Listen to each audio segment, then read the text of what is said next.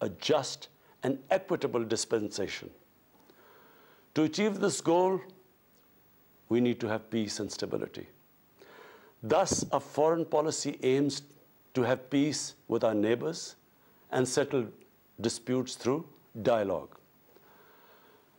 Mr. President, the 75th anniversary of the United Nations is an extremely important milestone, as this is the only body in the world that can help us achieve our goals of peace and stability in our neighborhood.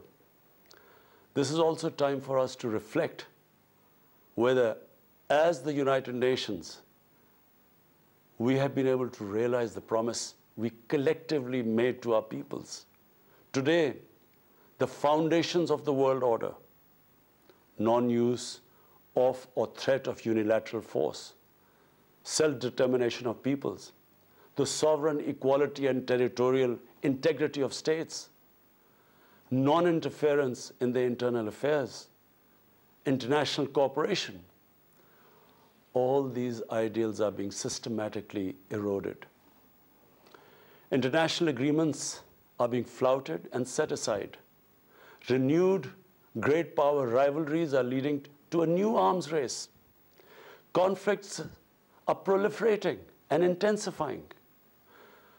Military occupation, illegal annexations are suppressing the rights of human beings to self-determination. According to the respected professor, Noam Chomsky, mankind is at even a greater risk than it was before the First and Second World Wars in the last century. And this is because of the threat, increased threat of nuclear war, climate change, and sadly, the rise of authoritarian regimes. We must come together to prevent such a catastrophe. We believe that the driving force in international relations must be cooperation in accordance with the principles of international law and not confrontation and force. We all must emphatically reaffirm our support for multilateralism. Mr. President, the COVID-19 pandemic has illustrated the oneness of humanity. In our interconnected world, no one is safe unless everyone is safe. Locking down to control the pandemic has triggered the worst recession since the Great Recession in the last century. This has hit the poorest countries the hardest, as well as the poor in all the countries.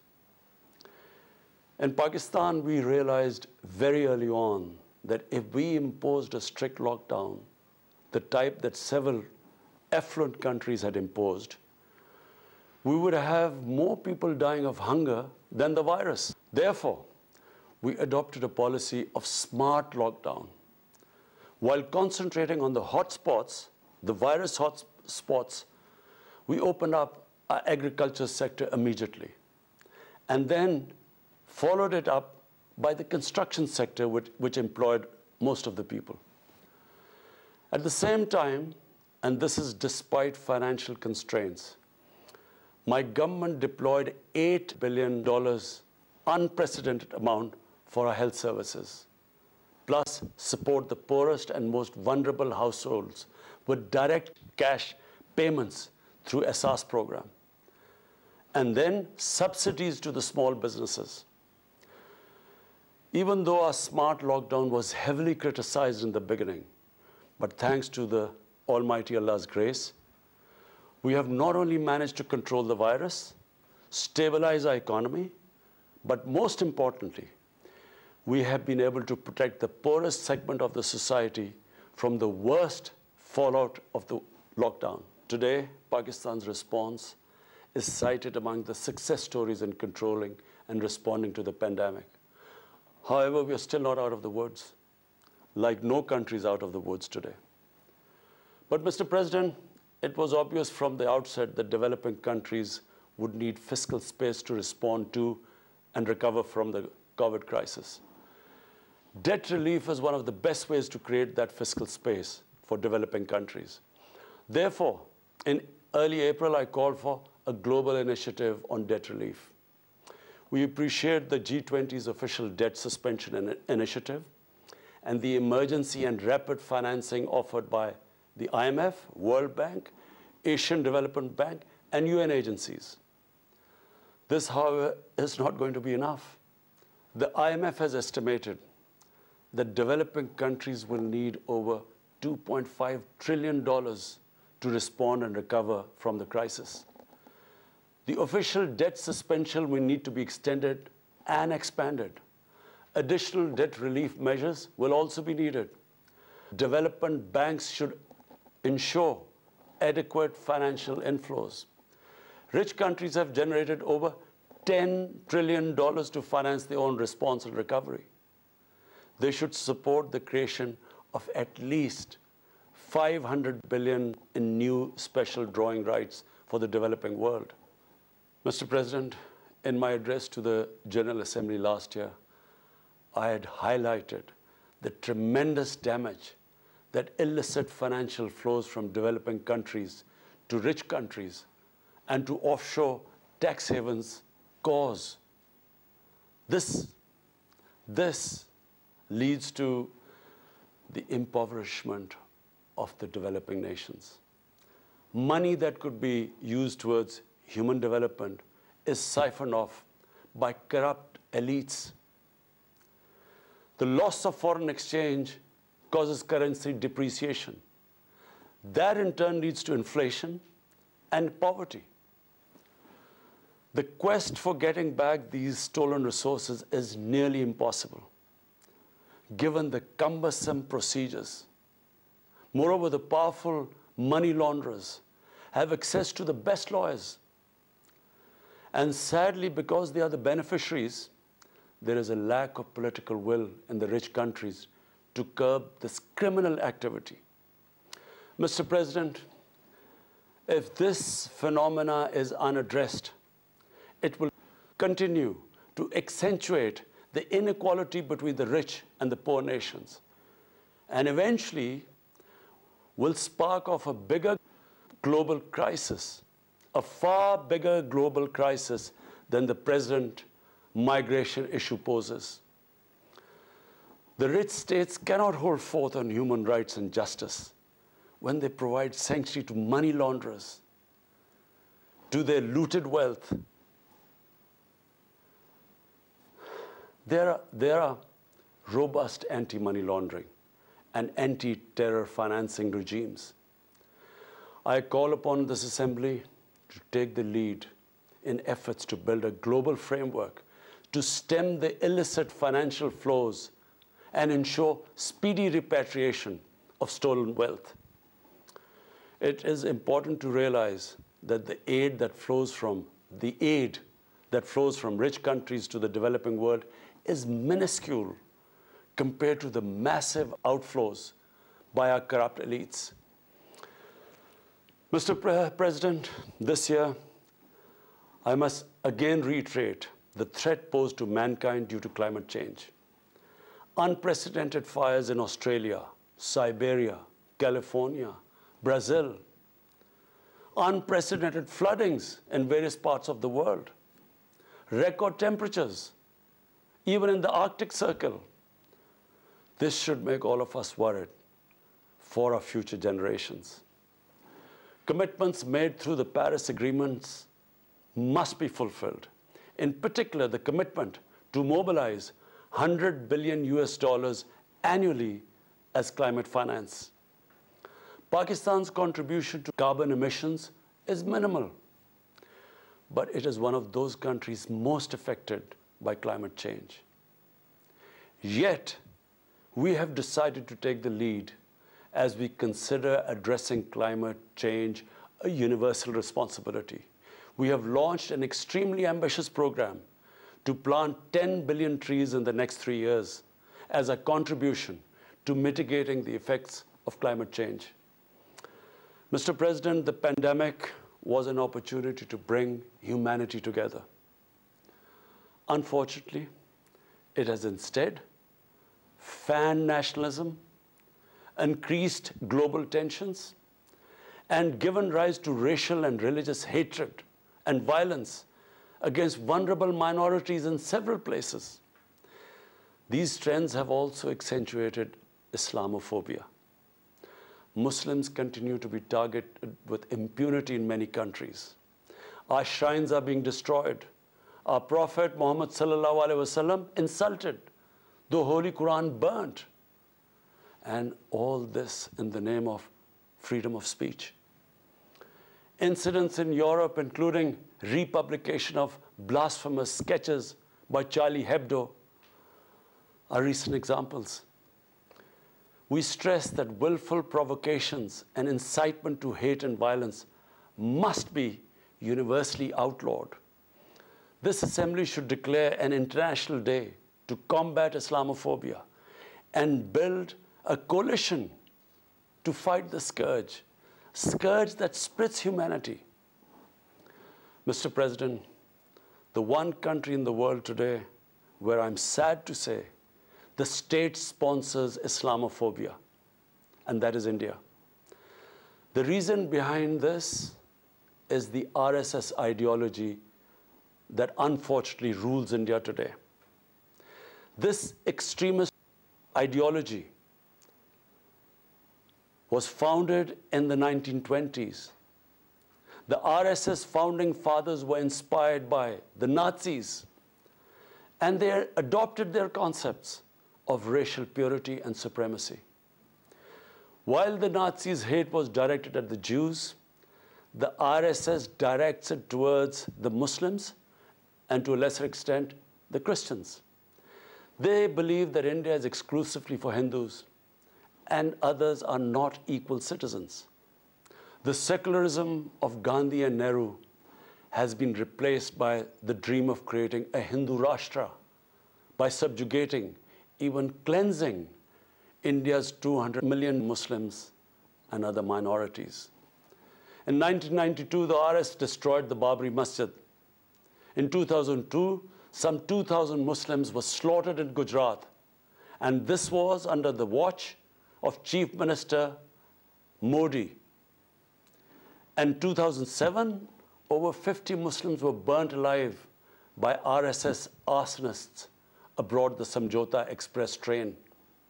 In Assam, around 2 million Muslims face the prospects of being arbitrarily stripped of their nationality through the adoption of discriminatory laws. There are reports of large concentration camps being filled by Muslim Indian citizens. Muslims were falsely blamed, vilified, and victimized for spreading the coronavirus. They were denied medical attention on many occasions. Their businesses were boycotted. Cow vigilantes attack and kill Muslims with impunity. Last February, Muslims faced targeted killings with police complicity in New Delhi. Mass registrations in the past have often been a precursor to genocide. For example, the Nuremberg laws in Germany in 1935, and then in 1982 in Myanmar. The Hindutva ideology is set to marginalize almost 300 million human beings, Muslims, Christians, and Sikhs. This is unprecedented in history, and this does not augur well for the future of India. As we all know, that marginalization of human beings leads to their radicalization. Mr. President, for over 72 years, India has illegally occupied Jammu and Kashmir against the wishes of the Kashmiri people and in blatant violation of the resolutions of the Security Council and indeed its own commitments to the people of Kashmir. On 5th August last year, India illegally and unilaterally sought to change the status of the occupied territories and deployed additional troops, bringing the total number to 900,000, to impose a military siege on 8 million Kashmiris. All Kashmiri political leaders were incarcerated. About 13,000 Kashmiri youth were abducted and thousands tortured. A complete curfew was imposed. accompanied by a total communications blackout. Indian occupation forces have used brute force, including pellet guns against peaceful protesters, imposed collective punishments, including the destruction of entire neighborhoods, and extrajudicially murdered hundreds of innocent young Kashmiris in fake encounters, refusing even to hand over their bodies for burial. The Kashmiri media and those daring to raise their voice are being systematically harassed and intimidated through the use of draconian laws. All of this is well documented. Communications from the special rapporteurs of Human Rights Council, statements from human rights and civil society organizations. The international community must investigate these grave violations and prosecute the Indian civil and military personnel involved in state terrorism and serious crimes against humanity being perpetrated, I'm sad to say, with complete impunity. The objective of this brutal campaign is to impose what the RSS-BJP regime has itself called the final solution for Jammu and Kashmir. To this end, the military siege is being followed by moves to change the demographic structure of the occupied territory. This is an attempt to obliterate the distinct Kashmiri identity in order to effect the outcome of a plebiscite envisaged in the UN Security Council resolutions. This action is in violation of the UN Charter, Council resolutions, and international law, particularly the Fourth Geneva Convention. Changing demographic structure of occupied territory is a war crime. Mr. President, the brave Kashmiri people will never submit to Indian occupation and oppression. Their struggle is indigenous. They are fighting for a just cause, and generation after generation have laid down their lives to rid themselves of Indian occupation. The government and people of Pakistan are committed to standing by and supporting their Kashmiri brothers and sisters in the legitimate struggle for self-determination. Mr. President, in order to divert attention from its illegal actions and atrocities in Indian-occupied Jammu and Kashmir, India is playing a dangerous game of upping the military ante against Pakistan in a nuclearized environment. Despite constant Indian provocations and ceasefire violations along the line of control and the working boundary, targeting innocent civilians, Pakistan has exercised maximum restraint. We have consistently sensitized the world community about a false flag operation and another ill-conceived misadventure by India. My parents, Mr. President, were born in the colonial India, and I was the first generation that grew up in an independent Pakistan. I want to make it clear that any attempt by the fascist, totalitarian, RSS-led Indian government to aggress against Pakistan will be met by a nation that will fight for its freedom to the end. Mr. President, there will be no durable peace and stability in South Asia until the Jammu and Kashmir dispute is resolved on the basis of international legitimacy. Kashmir has been rightly described as a nuclear flashpoint. The Security Council must prevent a disaster conflict and secure the implementation of its own resolutions, as it did in the case of East Timor. The Council has considered the situation in Jammu and Kashmir 3 times in the past year. It must take appropriate enforcement actions. It must also take steps to protect the Kashmiris from an impending genocide by India. Pakistan has always called for a peaceful solution. To this end, India must rescind. To reach this end, India must rescind the measures it has instituted since 5th August 2019. end its military siege and other gross human rights violation, and agree to resolve the Jammu and Kashmir dispute in accordance with the relevant UN Security Council resolutions, and of course, the wishes of the people of Kashmir. Mr. President, Pakistan's desire for peace in our region is also manifest in our efforts to promote a political solution in Afghanistan. I have consistently maintained over the past 2 decades that there is no military solution to the conflict in Afghanistan. The only way forward was and is a political settlement, which involves the full spectrum of Afghanistan's political actors. Pakistan fully facilitated the process that culminated in the US-Taliban peace agreement on 29 February 2020. Pakistan is deeply gratified that it has fulfilled its part of the responsibility. The Afghan leaders must now seize this historic opportunity to achieve reconciliation and restore peace in the war-torn country. Through the intra-Afghan negotiations that commenced on 12th of September, they must work out an inclusive, broad-based, and comprehensive political settlement.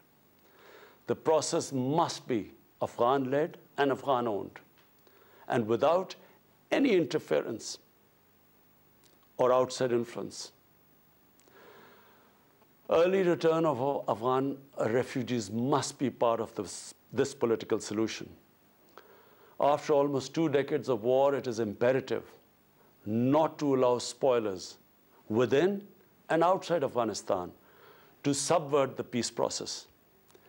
Peace and stability in Afghanistan will open new opportunities for development and regional connectivity. Mr. President, Palestine remains a festering wound. A just and lasting settlement is indispensable for the Middle East and actually the world. Illegal annexations of Palestinian territory, the building of illegal settlements, and the imposition of inhuman living conditions on the Palestinian people, especially in Gaza, cannot bring peace to a troubled region. Pakistan continues to support a 2-state solution in line with the UN General Assembly and Security Council resolutions within the international agreed parameters, and they are pre-1967 borders, and Al-Quds, Al-Sharif as the capital of a united, contiguous, and independent Palestinian state. Mr. President, the United Nations remains the best legitimate avenue for collective action in managing international conflicts, fostering peace and security, promoting equitable development, and addressing global problems. I urge the Secretary General to take the lead in preventing global conflicts. He should convene summit-level meetings to address regional hotspots and resolve outstanding disputes. The United Nations should be made fully responsive to the challenges of our times. A comprehensive reform of the United Nations, including the Security Council, is essential to promote greater democracy, accountability, transparency, and efficiency. Pakistan will continue to participate actively in this process and endeavor with other member states to build a world where conflict is outlawed and equitable prosperity for all pursued in conditions of peace and security. I thank you.